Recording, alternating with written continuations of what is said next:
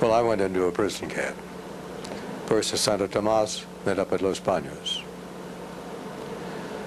And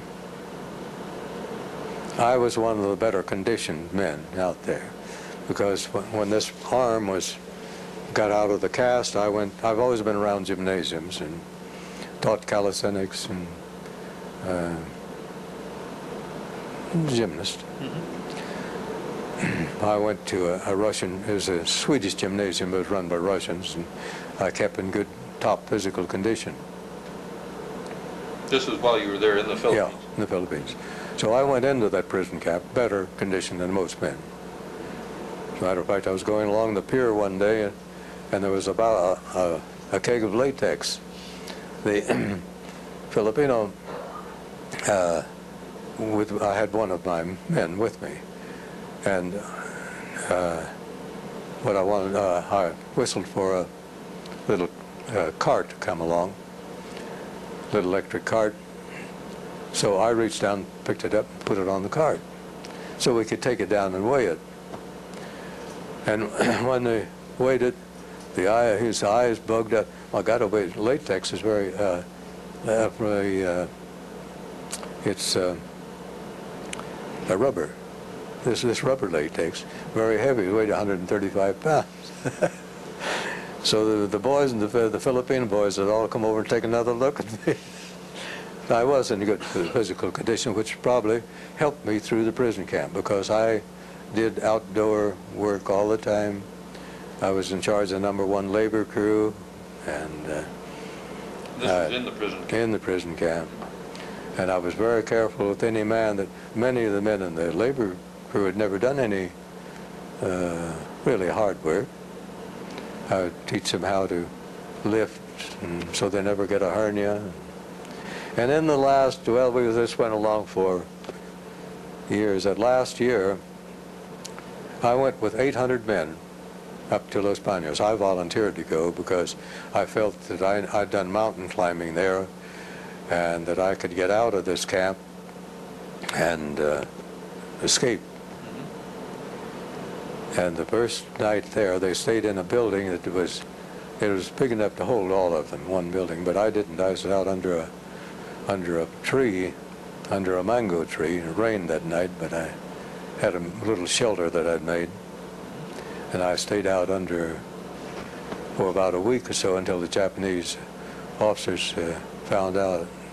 And then I went under a building, trying to avoid other people, because what happened, if you escaped, they'd take 10 at the minimum, right near you, the next men around you, and take them out and shoot them. Wasn't no question about it. So that's one of the reasons that few men escaped from those prison camps. Where are they going? Not if you're going to kill 10 or 20, and maybe they might more than that. So you can't, if you've any friends around you, you can't do it. Well, this is getting along off that subject, but if you want to listen to my story. No, I would like to have you go ahead and describe. What was the treatment in the prison camps? Well, the impression is it was very brutal. To begin with, the first treatment went in the prison camp, there was none at all. There was no provision made for prisoners, and that's understandable because the Japanese don't take prisoners, and they don't have and their own men who are taken as a prisoner, they're washed out. They never want to see them again. And that will also account for another story that you've read. You've probably read that 19 years after the war, there was still a Japanese out on one of the islands someplace. Well, he was told not to surrender. He wasn't going to surrender. And he knew that if he went back to Japan, he would be in disgrace. So you can imagine their attitude toward the prisoners. We were the low, and we knew that, those who had lived in the Orient. You see, my experience went back to 1929 of knowing the Far East.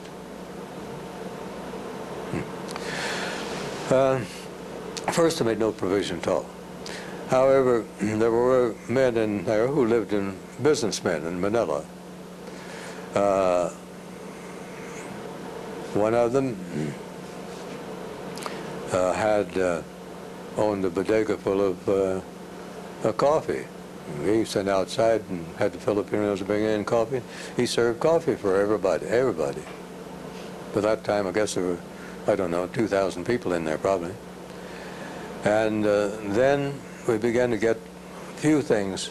We began to get a buying committee. They could get some money, and various ways of doing that, and they could buy certain things. Then we worked out, as any group of men will do, if you yourselves were taken into, suddenly, this place here was taken into a prison, you would, among the intelligent men, you would say, what are we going to do? We would form a committee. And you would form a committee to work with the enemy. And eventually, you would get a certain amount of food that could come in. Meager amount, because the Japanese didn't have too much themselves. They'd bring in a certain amount of principally camotes, yams. Yams and rice and beans. And you learned to survive with little. I was in pretty good condition in Manila because my, after a while, there were the Filipinos were allowed to bring food. And they would bring food to even people they didn't know. They'd form a line and put it over the fence. Then eventually we got a line inside with certain restrictions, and then there'd be the weeks that the Japanese wouldn't, as punishment, you wouldn't have any line. So that helped only those who knew, who lived in the Philippines. But many of the people were in transit to China and India, other parts of the Far East. They had no contact. Were there military personnel interned in the same camp with you? Yes, there were. Military. Now, I'll tell you this way. Some of them were Army, Navy, and Marine Corps. I knew in there. The Japanese didn't make any distinction as far as they were concerned. But one of the, we had some rascal in there who got into an argument with a fellow who had been an army man, was in the army. So he turned them in to the Japanese. So the Japanese said all military personnel present themselves, and he took them away to an army camp. But to the Japanese, you were a prisoner. However, these people were not treated as badly as they were in Bataan, because General Hama had been censored by the Japanese military for not taking the Philippines immediately, because that was stopping their access to the material. They expected to take over Australia in no time, and maybe they would have if it hadn't been for a small group of men, the defenders of Bataan and Corregidor and the Philippines, American and Philippine defenders of Bataan and Corregidor. They held out on starvation food. Hardly anything could come in, but they made it. They held them off until, I think it was April the 9th, in Bataan. Then the Japanese picked them up and started the march to Campodono. Some forgot the exact, I've been over the route a couple of times, but on the way, if a man stopped, a Filipino came along and threw a banana at him, and if he took a banana, Japanese bayoneted him. If he stopped to rest, he got a bayonet. If he stopped to get a drink of water, the same thing. If he fell out, club him to death or kill him. And we don't know exactly how many it was lost between Kilometer 1 and Campodono. But there was, I know many of the men who survived. Let me go back just a minute to the way that you organized the camp that you were in. Oh, the camp I was in. It sounds as though you had a lot of freedom to be able to develop some kind of an internal organization of your own. No, they did that. Did that immediately. Oh no, what immediately? No, I'm. That isn't from my personal experience. They didn't get me right away. Okay. I had an Argentine cedula and a Chilean cedula in my pocket, and I was pretty dark from the sunshine. And I I moved around Manila. Even went in and had a haircut right next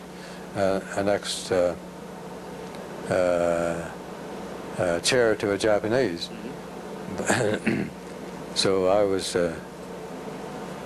about a week or so before I went in. But immediately they went from the Manila hotel, and among them was Errol Carroll, who had been in Manila before in the insurance business, and was a good organizer, a young man. And he and some of the senior men from Manila, businessmen, when they said, "What shall we do?" The Japanese asked, "But who is your number one man?" They said, "Well, Errol Carroll." And Errol Carroll appointed other men for different jobs. So the fact that in contrast to Germany, the Germans would have taken complete control and told you exactly what to do here or there. Japanese, no experience with prisoners. You work with you form a group to work with us. Within we even had discipline within the group. How did you what was the sort of discipline? Oh, they formed had someone who was a chief of the police, and to move around so to make sure that nobody walked out at night and so forth. Had an armband on. Different things. Were there Filipinos interned as well in this same camp? No. Only, let's see. Well, those who were Filipino Americans, yes. Some of them were Americans, and they were in there. Was there any difference in the treatment of them by the Japanese? Not at first.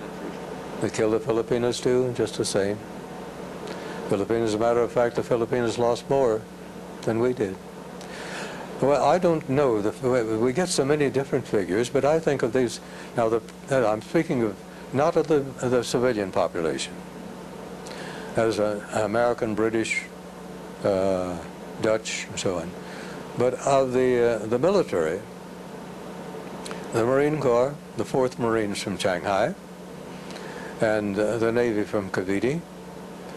I believe they were on Corregidor. Yes, they went to Corregidor. But I believe the group will say that there were probably 20,000, and 10,000 maybe survived for at least the first part of it. At present, I believe they told me not long ago there are about 4,000 left out of the 20,000. And I get the Quan, the official bulletin of the. Oh, the reason of my association with them is when they had the 25th anniversary of the fall of Bataan, the fall of Bataan. See, Corregidor was May the 6th, that was after. They were going out there, and I knew about it through a prisoner of war magazine or something. I wrote to their commandant, and it says, not for myself, because I have been in the Philippines, but for another generation to know who the American defenders of Bataan and Corregidor were and what they represent. I would like to go and take my young daughter, who then 10 years of age, is in a little private school down in Virginia, so that another generation will know, just like you young men are wanting to know about a previous generation.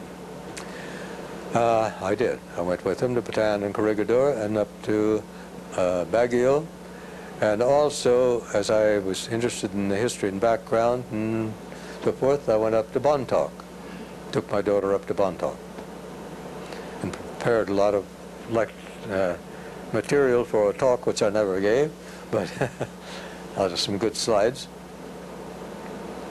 And then I had to be a member, so they made me a member of the American Defenders of Bataan and Corregidor.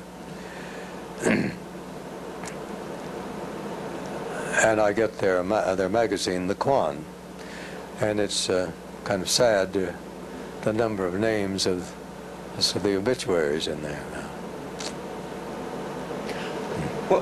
When and how were you released from the prison camp? Now we go back. This is not the military. This is the Santo Tomas. I volunteered with 800 men to go up to Los Banos, thinking that I might be able to make my way out. I didn't. I never did, but get too close. Well, all right. Up there, we did have, at first, we had more freedom, because 800 men, and I think that it must have been, the total place was maybe about 40 acres. Japanese supervision, and we had some meat, so I had an exercise corps all the time.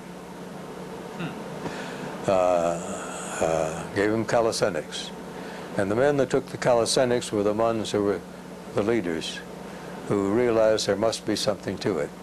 And I explained to them that even though you do get less food, you want to keep yourself in condition so that if there is an opportunity to break, you can make it.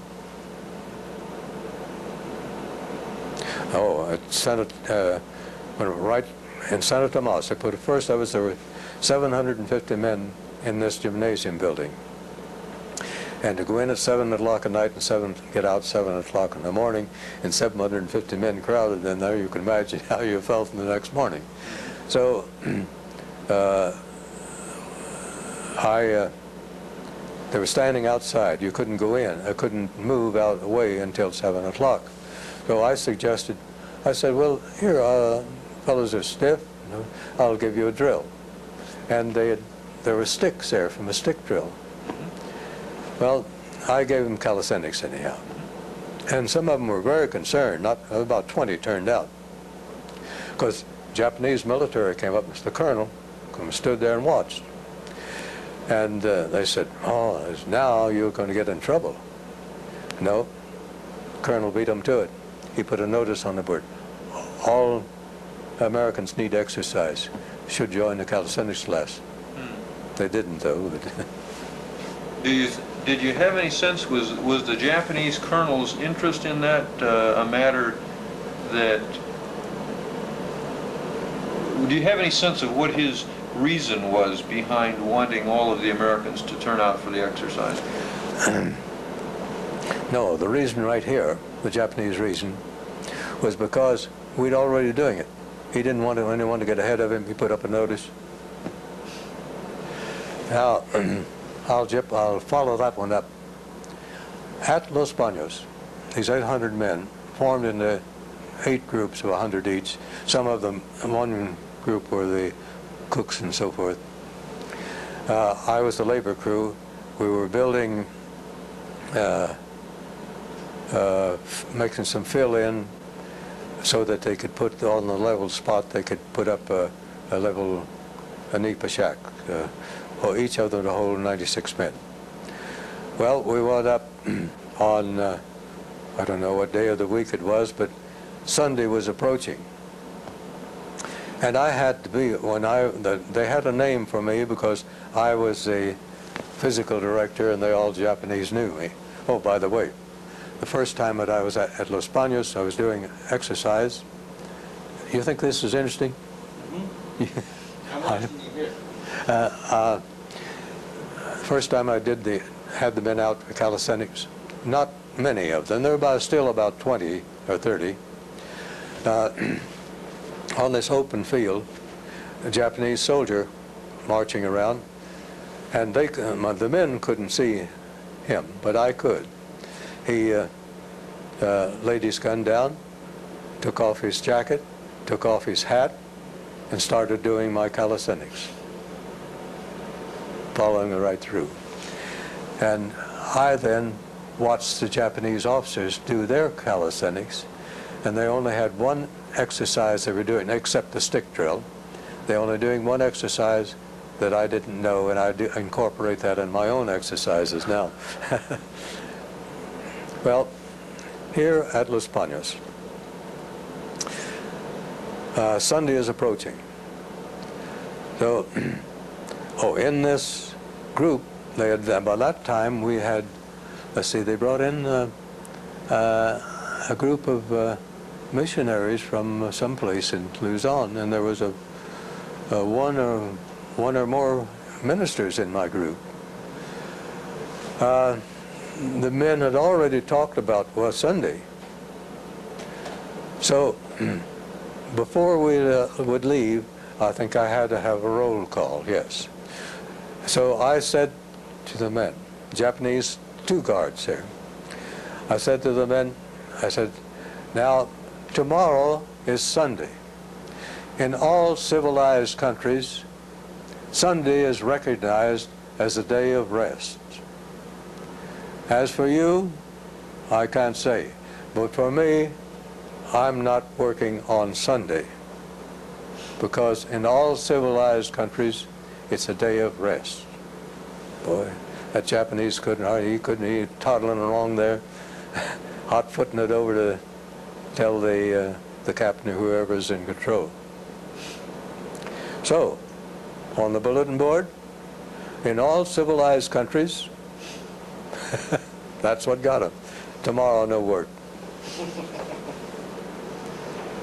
Now, another little characteristic while we're talking about the Japanese. When I was on this ship, passenger ship, going to Japan, I wasn't the first one of our ships in there.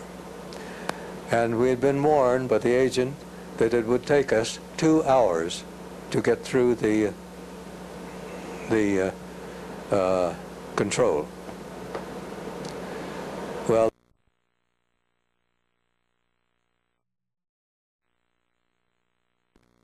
before he came on the city of Norfolk, I told him, Captain Rose, we'll be 20 minutes. So he'll be standing out on the wing of the bridge. So I had the men, the University of Maryland little bellboy that was on there too, he was a very smart boy. I had them all told exactly what we would do. So I set up two card tables in the music room. And the music room is a beautiful room too. And I had all the passports right on order. And the little card belonged to them, right on order. And the stamp pads over there where they couldn't get a hold of them. They couldn't get the passports. They couldn't get the cards. So, Japanese officer came down. He came to my office. And I had there a passport and a card so that he would know what it was going through. And I let him see that. And it took him about 10 minutes turning it upside down and so forth. He was a naval officer, commander-in-chief. And he could speak English, but not too well. And he was examined at every detail. But when we got up above, I had the boys with the passengers, had them properly in line. So each of them came along, and one of my men took his card and stamped it, and one of my men stamped it in his passport, and they got his card and handed it on. 20 minutes or 25, I walked out on Captain Ridge on the bridge. Let's go. If I'd allowed that Japanese officer to have control, God, we'd been there yet. See? Those are the characteristics. They're different. And don't fool yourself. They're buying up the banks for Christ's sake. Sure. Let me ask, you were still at Los Banos then when... when Los Banos, yes. When, all right. Liberated? Yes, so Los Banos. This went along. Oh, one of the things we did in Los Banos, right at the first, the men thought of having a garden, and they drew lots for it. But the Japanese finally said, you can have 1 acre. It was all covered with Kogan grass, Johnson grass, you call it. Stands about 5 or 6 feet high and tough. They drew lots, and I didn't get one, but somebody turned it over to me. And I took this 21 by 23 feet, and in our work crew, everybody kept his own tool. Mine was a pick. And I had a little bolo, a shortened bolo that I'd picked up, found someplace rusted, and a bamboo stick. Those were my tools. And I had a garden. And we divided that into 100 pieces, and each of us, 100 of us at least, had gardens, and everything grows fast in the Philippines. And I got rid of the Kogan grass, and I'd go over to the hospital at night and take their garbage can, because it'd be rotten fruit and stuff, and take it over and bury it in my garden. And I'd take a rotten tomato and put it out on a papaya leaf or something, and dry it out and have seed. Peanuts, we got peanuts from the outside and started made a peanut roast, but they dropped some of them alongside, and I'd pick up the sprouts and put them in there. So we did have gardens. And in this, I was in not exactly on the ledge of isolated part of this, on second floor of this building. They called it the gymnasium, YMCA building, I don't know what reason. But one of my jobs was to build septic tanks. And I didn't know how to build a septic tank, although we had engineers in there and plenty of knowledgeable men. But I guess that the one we should have there should be 10 feet wide, 18 feet long, and 8 feet deep, which is much more than we needed. We dug it, and then from an old bamboo building, put the bamboo strips across, and sprinkled some earth on it. In no time there was seed. It was covered over green, and put a little bamboo fence around it. Well, in this garden, we had this garden, and then on the 13th of October was about the time we saw the first, knew the intimation that there was Americans were going to come in. That was a long time before we got out. The Japanese made us move on a rainy day from where we were over to these new barracks that we'd made. And it was raining and sloppy, and the fellows had whatever they had, might be heavy too, and they'd picked up some boards and made beds out of it. Well, it would only be the stronger young fellows like myself that could take them. So it was, by that time everybody was in bad shape. From then on, the 13th of October, we really were failing. The Japanese would let us go out to a woods nearby. With this, there had been an agricultural experiment station at Los Banos. And there were all kinds of trees, including from a balsa to lignum vitae. And they would invariably choose a hard tree and let us cut it down, chop it up, and carry the wood back into camp. Rain or shine, slippery, that made no difference. But every one of each barracks, you'd have to persuade some of those men to stay behind. Everyone insisted on going. Well, I sort of took charge of the bringing it in, because I would explain. I said, now, don't pick it up.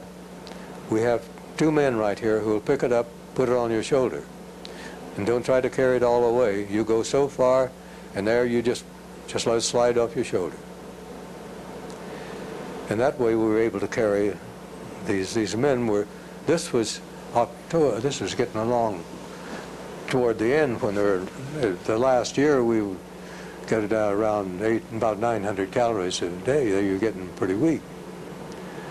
But we still had to have the fire, and they wouldn't allow us to build up the wood and let it dry out properly.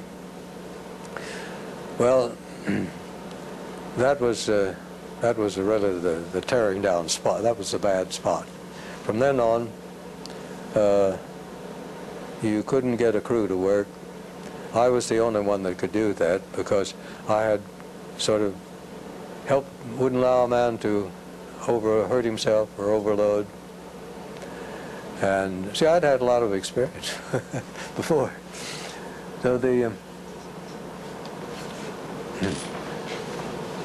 what it came then we were drifting along. Men were dying every day then.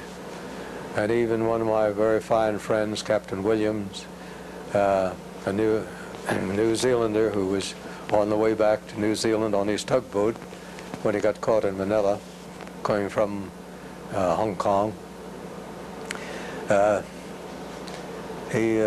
talked to him that evening when I didn't sit and talk to him, and he says, "Buckles, I'm not going to make it." He was one of the popular men in the camp. At 6 o'clock the next morning he was dead. No disease, nothing of that, starvation. Men were dying in there, starvation. We were getting 3/4 of a cup full of rice, a mush, and that mush might be made with corn and rice or whatever we had to boil up. And the boys made serving ladles. There was different sizes, and they could estimate by putting a prong in there how much it was going to be for the one big kettle for 96 men. And they would put that, and you'd get that amount in your cup. If you had a number, we did that ourselves, if your number happened to run out, then you had to wait. If it was one evening, you'd have to wait until the next morning before you got in, and that'd be one morning till the next morning. But then you would get 2 on your next morning, so it worked out right.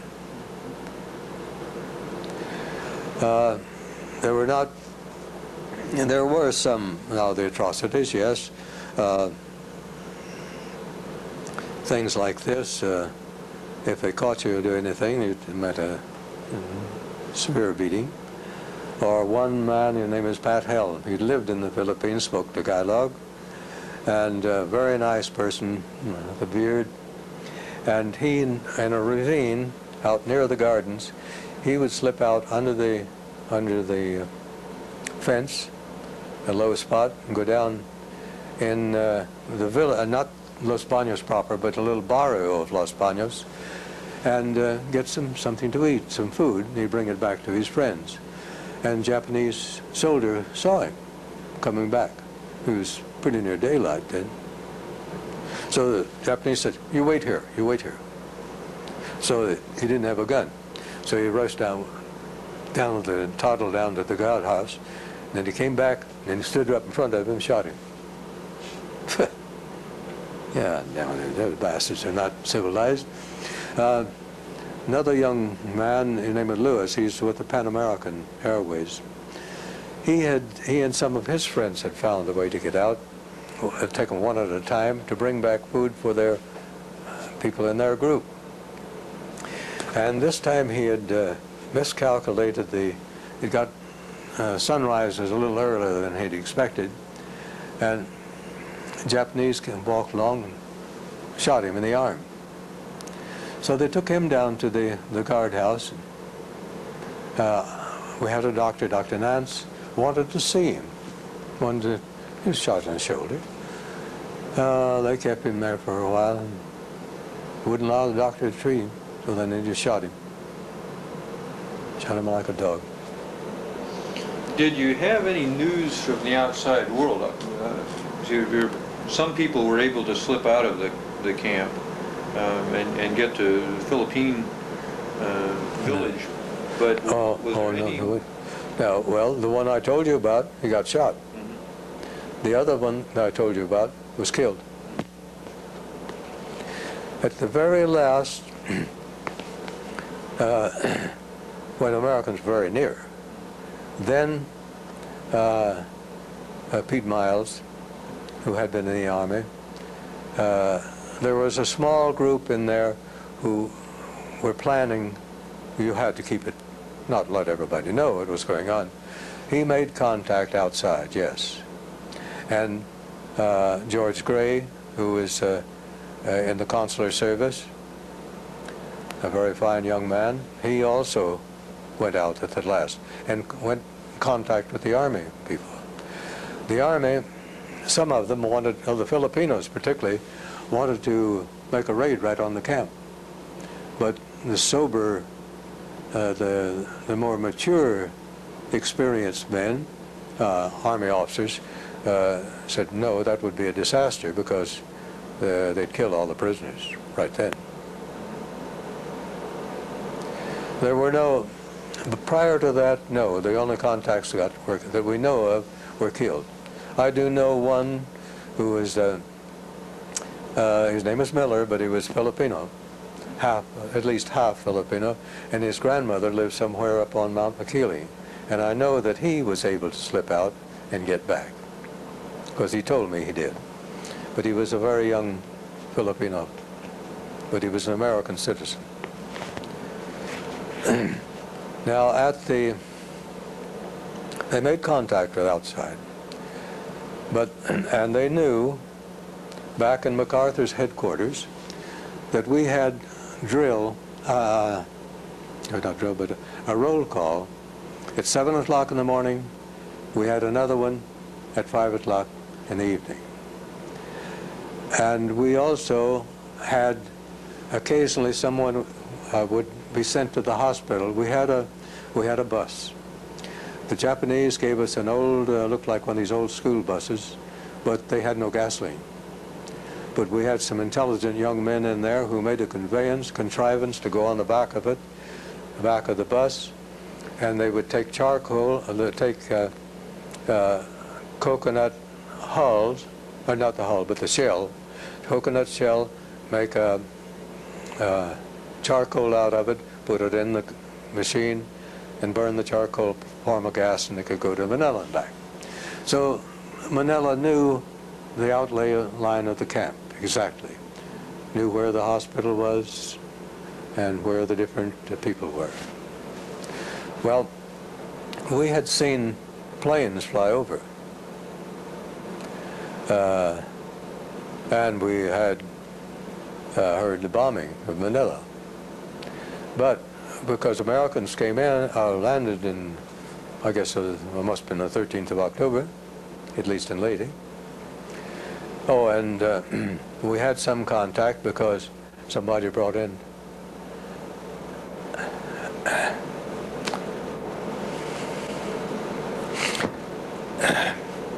well, I'll tell you what, this other part.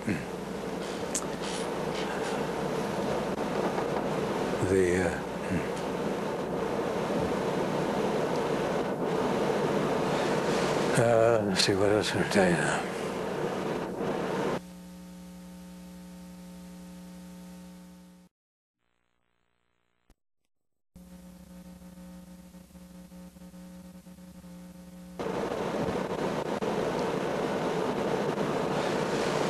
Let's see what else I'm going to tell you now. Oh, about the roll call. That roll call every morning at 7 and another one at 5.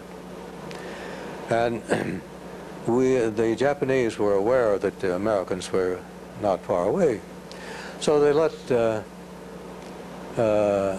one of them inadvertently told some person in the barrio that they were going to leave. We probably had some friends or a canteen. Said, we're going to leave. What are you going to do with the Americans? Oh, when we have roll call. Oh, we could just machine gun them and bayonet the survivors. All right. This Filipino told another Filipino. Got word back to headquarters. And the next morning, They knew we had 2 roll calls. They didn't know, and they said at roll call, but they didn't know which one.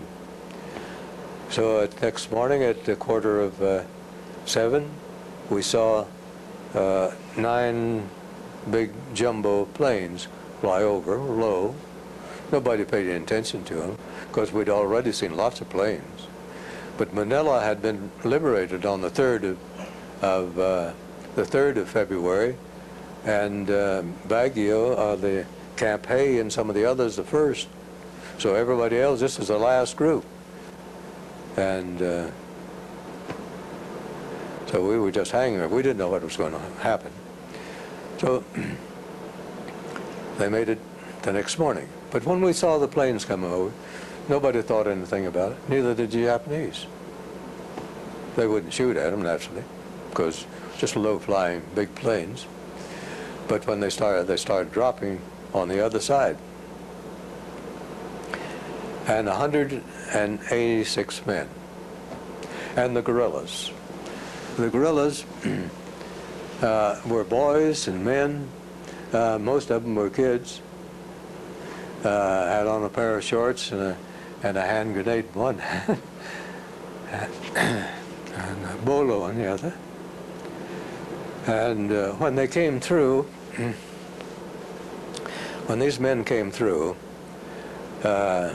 boys from Oklahoma and all over, they're just like out shooting ducks. They just walked. They came through our barracks. Of course, everybody was down below. And they'd open sides. They'd shoot at the Japanese and then toss out a package of chewing gum. Well, you mean, how did the guns get into the camp itself? Did the the paratroopers dropped with their own guns. Mm-hmm. The paratroopers came through. Nobody in the camp had any guns. Okay, Well, the paratroopers had guns, and the boys had. Filipino boys, some of them had been hanging in the trees outside with the wire cutters. So the first thing, as soon as they started dropping, they started clipping the barbed wire for them to get in. And the Japanese were just taken so by surprise that they didn't even realize that they were being attacked until it was already in progress. No, they didn't realize it.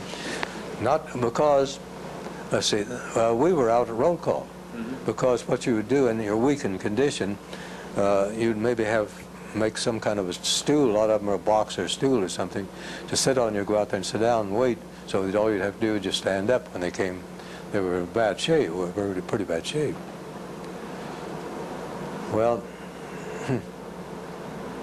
what they did,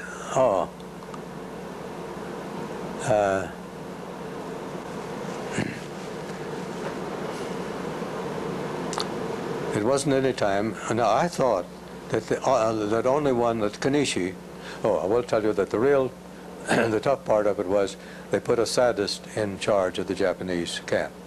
Some of the Japanese commandants had been majors. With one of them had one leg and was a gardener. You'd see him down there. He had one leg and one eye, and you'd see him down there. That wasn't. There were different types, but they put in the KPI, I think it's called. Kanishi, and he was a real Japanese sadist. And I had listened to we'd go out, I'd listen to Japanese guards.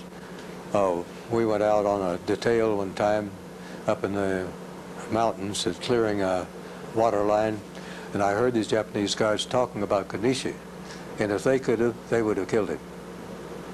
They would have done that if but they knew that the same thing would happen to a group of them. Kanishi was a real Japanese peasant. Crude, low class. He escaped. And I found out afterwards he wasn't the only one. There were quite a number of them. Maybe it was about 30 of them did get away. I thought the rest of them stayed, but about 30 of them got away.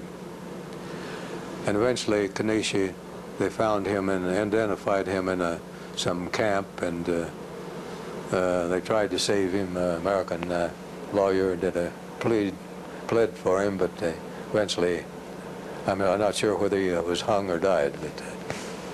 But Now here before this, after we got out, now this, I had a garden. And when the Japanese moved us over there, we could retain the garden. And I think that garden helped save my life because I had vegetables and I'd eat them and eat them raw. And papaya particularly, it was good against the beriberi. Everybody had beriberi. And I'd already had amoebic and bacillary dysentery in San Tomas, so I was through with that. But beriberi affects you. Maybe your ankles here swell up, tremendous size. You can't put your shoes on. And then you lie down, and then your jaws swell up, and then you stand up and it's the other way. Everybody had beriberi. But in my camp, when the Japanese moved us, I could still go over to my garden.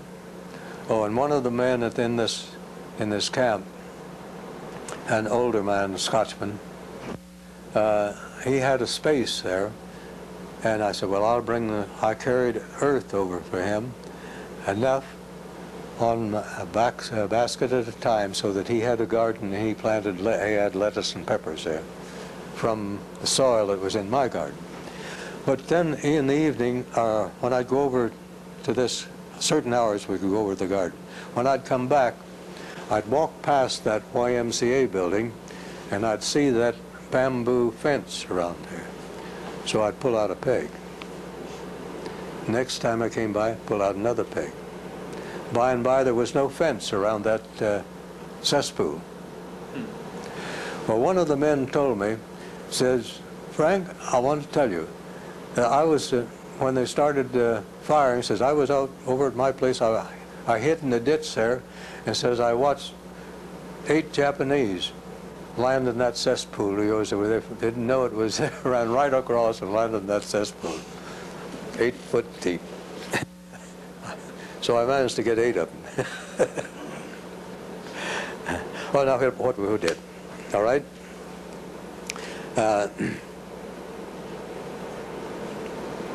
When the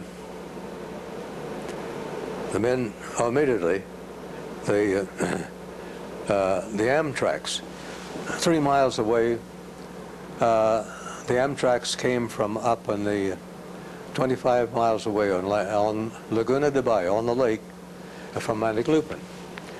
And, oh, by the way, men are always a little bit, you know, if you spend 3 years and 2 months and you have some, we had an arrangement, 7 of us in this group, just formed a little group there, and we would, without rain, we had 1 day was for each of you. That's your keep up the spirits of everybody. This happened to be my day, and at about 2 o'clock in the morning, I could hear some sound. It wasn't an airplane. It didn't sound like anything I'd ever heard before. It was the Amtrak starting, because they're slow, very slow going. You know what an Amtrak is on? You know, I'd never heard of them before.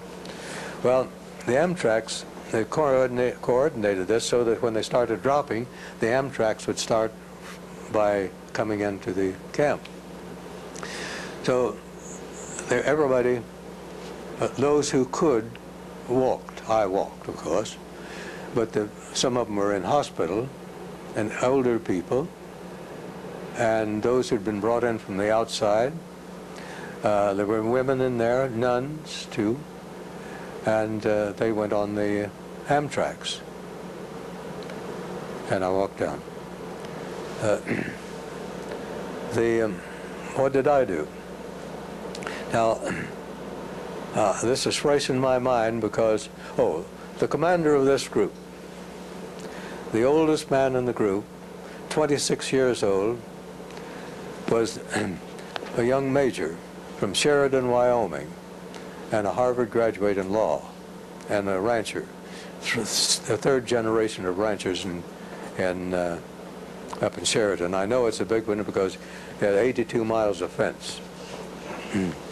I know I just built 2 miles of fence on my farm about 3 years ago, so I know it's a lot. He asked me the same question, well, what did you do? And he and his wife, we were up in Banaue. I went out to the Philippines again and took my wife, and we were up at this time in the Ifugao country. And he and I and his wife were having breakfast early before Audrey arrived, and he asked me, "What did you do?" And I said, "Well, after you've been 3 years and 2 months in the Japanese prison camp, you're a little bit peculiar." So I had saved back a pair of khaki shorts and a khaki shirt and a nice pair of socks that my a Philippine boy had laundered and starched up for me. So I reached up on the wall for my rucksack, and I spread a mat down underneath my bunk. I'd raised my bunk up on stilts, and I put on clean socks, and being one of the few men in there that had a pair of shoes, because I would clean my shoes every time, the times that I did use them, and hang them up, so I still had a pair of shoes. I'd used out about 3 or 4 pair in there, army shoes that I bought from somebody. And then I took my rucksack and my few possessions that I had in the bag, and I walked out, and says, just as I went out the door, the roof fell in. This commander that I was with telling the story, he says, "Now I remember you," because he was standing outside and he'd given orders to fire the barracks so he could get everybody out. Some people were going back for their meager possessions, you know, a little bit odd. And the first thing I did before they would allow us to move is Bob Kleinfeld, a geologist, professor at Berkeley afterwards, professor of geology, oil geology studying out there, and a pharmacist by the name of McGarry, went to South Africa. The 3 of us stood there, and what had we kept for reserve? You always, if you're a prisoner, we had a man die in there of starvation, and we went through his bags, and he had all that kit that we did get one kit in the Christmas of 1944. We got one kit, which was the equivalent of what the prisoners in Germany got 1 month. We got that one in 3 years and 2 months. And that's the only one I got. The only food I got from the States anyhow. Well, I had a little coffee container of sugar, of brown sugar. And one of them had corned beef, and the other one had a can of beans. We divided that and ate it. And we liked it so much that while we were waiting up in Mount Lupin, that's what we'd eat every evening. Let me ask, you said that there was a group of 3 of you, Yes. each of whom took turns having a day that you were responsible. Oh, the 7 had one day of the week. For uplifting the spirit. How did you do that? Just spontaneous, just like 3 children would. One time the Master Foyle, the Panamanian ambassador to Washington, he was an American, I believe, American background, had 3 triplets, little girls. The 3 triplets, their mother discovered, 2 of them would play together each day, the other and 3rd one by itself. Then they changed every day. Well, just an instinct, no arrangement at all. But each day somebody would do something to try to... Well, somebody would say that this is your day, and we just sort of form. It might have been the relation of our bunks, I don't know. What kinds of things, though, did you try to do? Or what did we do in the camp? No, when it was your day to try to be in charge of morale? Cheer them up. say something optimistic. Okay. And we, of course, we could talk about Bob Kleinpel kept his notes and taught geology in there. Barton, the anthropologist, he was an authority on the Bontocs. He gave lectures on the Bontocs and Ifagas. He knew H. Otley Beyer too. But by the way, that's something else. After the war, we went back out to Los Banos. The 11th Airborne was taking a group out to Los Banos for that purpose, for the rescue. And they have written books about it, and including Hank Burgess, who wrote some very interesting, very well-written books on the subject. But those men were there. They did planning in advance, and they've had many meetings since, and they have meetings every year of the 11th Airborne, but their actual time in Los Banos was only a matter of hours. But I was there, I knew every inch of the bloomin' place. Although I had talked to people from the Philippines, I lived in San Francisco briefly after the war, who said, don't bother going out to Los Banos. We went out there on a picnic, said we didn't know one place from another. My God, I could go there and point out every foot of the place. I could give them the outline of the barbed wire fence. I built the bloomin' thing. And I had never built one before, but I sure learned something. I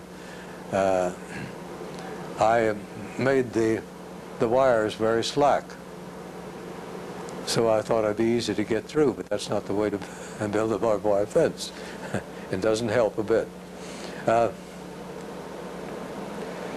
With the 11th Airborne, there weren't many people. Only 25 people went out. That included families. So Hank Burgess and two of the other officers who were supposed to be there but never made it up to Los Banos. They were just in the background. The four of us went while the other people were going to a lecture, a very good lecture too. I heard part of it afterward. We went around the camp because they wanted to know all the details. Well, I could tell them, even from the sketch that was made from them, I could tell them that building is inside, not outside the wire. They had that building that, the YMCA building inside the wire, but it was on the outside. Very minor things. But it was interesting for them to go with somebody who knew every inch of the place. They were trying to reconstruct exactly where they landed and so forth.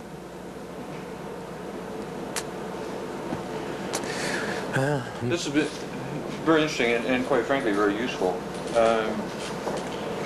Let me just ask very briefly,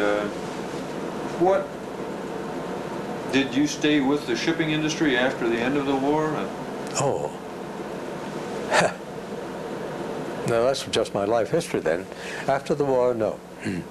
Of course, the company wanted me to go back to the Philippines because what I had done, I did in a year some things that, hell, they were years behind. God, I brought, when they told me afterwards, the board of directors were meeting, on the directors meeting was on the, either the 7th or 8th, about that date.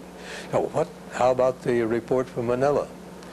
Well, the report that had been sending in from Manila had material in it that dated back for years.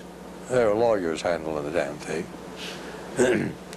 And they know how to stall, not to pay off any of the debts, and pay off any of the bills. So, and the first thing I did, I found that Manila was accustomed to handling about 20,000 ton a month. Suddenly, bringing in Army and Navy equipment and personnel, is moving it up and to other ports as well, beyond, moving it up to 100,000. So the piers were getting congested, and much of the congestion, much of the trouble caused by not paying off the claims against the company. I saw that immediately. I saw that in while my arm was broke, I had time to go around and talk to different people in San Francisco and find out what was, talk to the boys in the office and say, what do you think about what should be done? Well, I began to step it up, pay them off, all these claims, to show you the contrast. Here was a letter came. Well, our system, the old system, is a letter comes in from somebody. The receiver has a stamp on it that so about 8 or 10 people can check it off. Okay, a letter came in, about a 2-page letter complaining, and a man's shipment that had been lost. They didn't do anything about it, and he ended up by saying, I know that a big corporation like yours will take care only of the big men, and a little man like me who only has a shipment of 2 cases of Scotch whiskey will be overlooked. I got that damn letter when it came around to me, and other people in the office were laughing about it, thought it was amusing, because they never expected to be paid out. So I took a look at that letter, and I told Uson, my #1 Filipino, I think he was in Africa, he was a very little man. I said, Uson, prepare that letter for payment right now. And I wrote the details, and so I could make out a check. And I wrote a letter to him, and I says, it is the policy of this company to take care of the little man as well as the big corporation. And your check is being brought to you today. I called a taxi cab and went around to his little establishment and gave him his check. God, nothing like that had ever happened before in the Philippines. The American attitude around the world is ugly American, sure, the bastards deserve it. The British, on the other hand, know how to handle the situation. They may be seen stand a little standoffish, you might say, but they have good contact.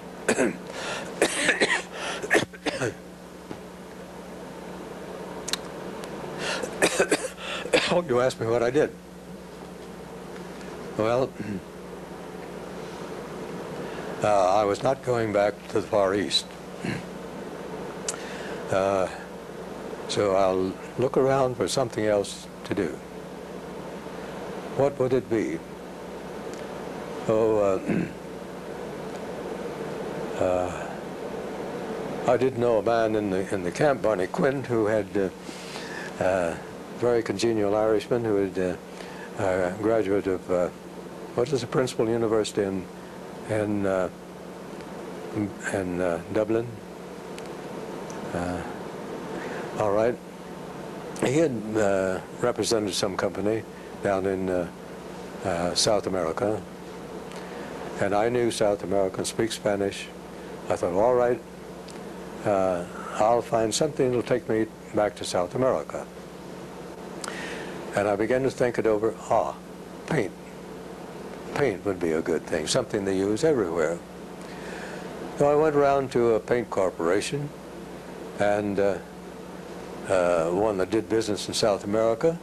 Went in, talked to I belonged to the Olympic Club then, San Francisco, and was back well dressed then. By that time, I had a good tailor. I went and talked to this man, and about going to South America. Oh, I just fit. I speak Spanish and know my way around the conversation. Then he began to ask me some technical questions. He said, "Hell, you don't know a damn thing about the paint." He said, "Well, now go out and get some experience, and not with our company, but someone else, and get some experience." And I did. I went to a paint mill, but it was too big. To a paint company, and the sales manager wasn't there, but the plant manager was, and I worked there for a month, but it was too big to get the experience I needed. So I went to a little one, Deutsche Korn, and there's 9 people in there with a Italian in charge of it, and 9 in the total mill. And the manager said, well, he did all the selling. So I looked the place over. I think his wife was the bookkeeper. He had a nice office. The rest of it looked pretty run down. I said, all right, I'll tell you, just give me a job here and I'll clean up the place. You know, you've been in a prison camp, you do any damn thing. I said, I'll just clean up this joint back here. It was all tin, big rusted tin wall around it, and miscellaneous debris everywhere. And then I started taking the paint, picking it up in various places, and taking it up to make the gray paint, which is a combination of all paints. And the paint maker didn't show up. They made me a paint maker, and then I went out to help the make varnish, where they bring the temperature up to 555 degrees. And when he told me that, I said, I better put it on the board, and I did. And he came back much later, and I'd followed out the formula and switched it off at 555 and put in the China wood oil, and I was the varnish maker. Well, the varnish maker gave you a reputation with the, I stayed there 3 months. I enjoyed it. Working as a varnish maker and paint maker. And I went back to the General Paint Corporation, with whom I had spoken before. Mr. Oliver Orick, one of the most traveled men in San Francisco, very gentlemanly gentleman. And he had told me not to, with his corporation, but to go someplace else and get some experience. And then when I went in to see him, oh, by the way, I went to the opera one night. I'd been working in this mill, and you know, it's hell. And when you get in those big drums, you know, cleaning it out, and your hands are in pretty bad shape. And my wife and I were up after the opera, I'm going to the Fairmont. And here I was in white tie and tails, and a couple of drunks came along and says, look at that dressed up son of a bitch. I bet he never did a day's work in his life. Well, Mr. Orick called in the vice presidents and so on. They wouldn't believe that I'd been working over there in a paint mill. But what happened, I was using good psychology, because within, at first, first year I didn't make any money because they didn't give me any accounts. It was just left it up to me, because they said, after all, he's going to South America. They're preparing me for that. But I would call on everybody, even the mint in San Francisco. Two charming ladies of the purchasing agents, I knew them well. And every business in San Francisco that I wanted to see. And of course, all the ship's piers, I can walk aboard a pier any place in the world, nobody ever stops me. I parked my car down in the Embarcadero, and Jesus, they all put money in the slot, because I knew I look like the man that knows what he's doing around the ships. Well, I wouldn't go there, not to the Far East. I was going to South America. But eventually, when the time came, we were going to have a plant in Brazil. I wasn't fluent in Portuguese, but I was studying Portuguese, and I was doing quite well at it. They're so very similar that I wouldn't have any trouble. All right. I began to think about it. My wife was born on a ranch up in Pleasanton, California, big ranch. I was born on a farm too in Missouri, but I couldn't get away from there quick enough. No farming for me. So I said, all right, the money I have, I'm not going to try to farm in California, that's the bunk. So I'll go to Virginia. I know the county where I have my farm. I've been going there since 1932, because the Buckles family, Robert Buckles, born May the 15th, 1702 in Yorkshire, England, married a granddaughter of one of the Quakers from William Penn's colony and came down to this county in 1732. In 1932, I went down to take a look-see. Liked it, met some very, name of Lucas, very distant relatives, and would come down to this old spring house and an old home that they lived in, still in the family. Just come down and spend a weekend when I'd come from Europe. And so after the war, I thought, well, Virginia's the place. I wasn't going exactly, I was going to Augusta County because it's the largest county and had the most cattle. But I would come to visit very distant relatives out at Piedmont, the Briscoe family. And they're all dead now. Then the farm I have, I was there, went up to New Year's, I went here in 1953, it'd be New Year's 1954. I was at a dinner at my friends, relatives, very distant, and they said that the man that owned this farm had just died. And they knew that his widow was not going to live here. He's an executive of American Agricultural Chemical Company, was going back to Memphis, Tennessee. She was. And I went out to see the place covered by snow, with snow, and 200-year-old house, home, and farm. It was only 186 acres then, increased now. I wrote to her and asked her how much she wanted, and she told me. I sent her an earnest check and bought the farm before anybody knew it. Before, if it had gone in the, as everybody ever found out, if it had been in a real estate deal, but 1953, we had a depression. Money was tight. I bought the farm before anybody knew it. It was sold for twice. Then after a while, I saw that that wasn't big enough for a farming operation. And the one next to it, which also had been part of Gap View, belonged to an old gentleman, 91 years of age, bachelor, and his executor, also a bachelor. And I'd been told that he was a tough man to deal with, but I went over to him and sat out in his pickup truck and talked to him, and I told him I needed that to have a farm operation. He said that 186 acres isn't enough for me. And I told him how much I was going to give him, right to the dollar, and he says, go home and give it to me in writing. I bought that one for half.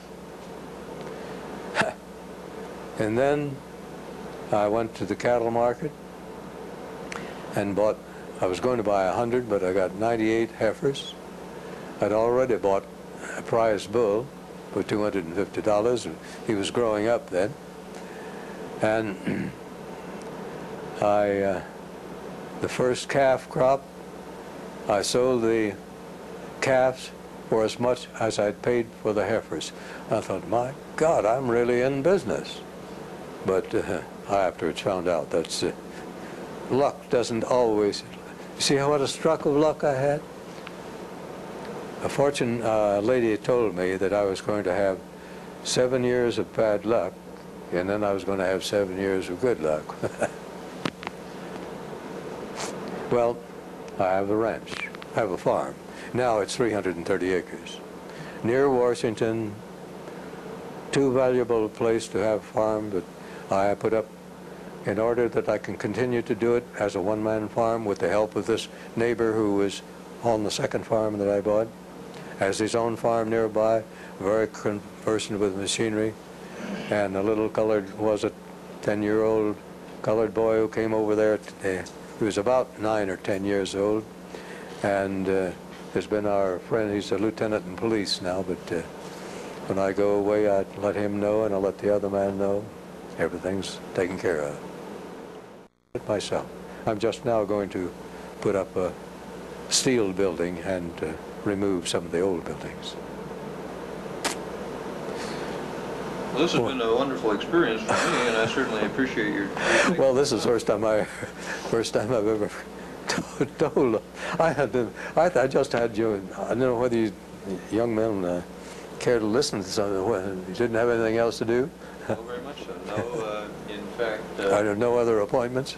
Well, that's not even an issue. Kerry, want to go ahead and we'll just conclude the interview here.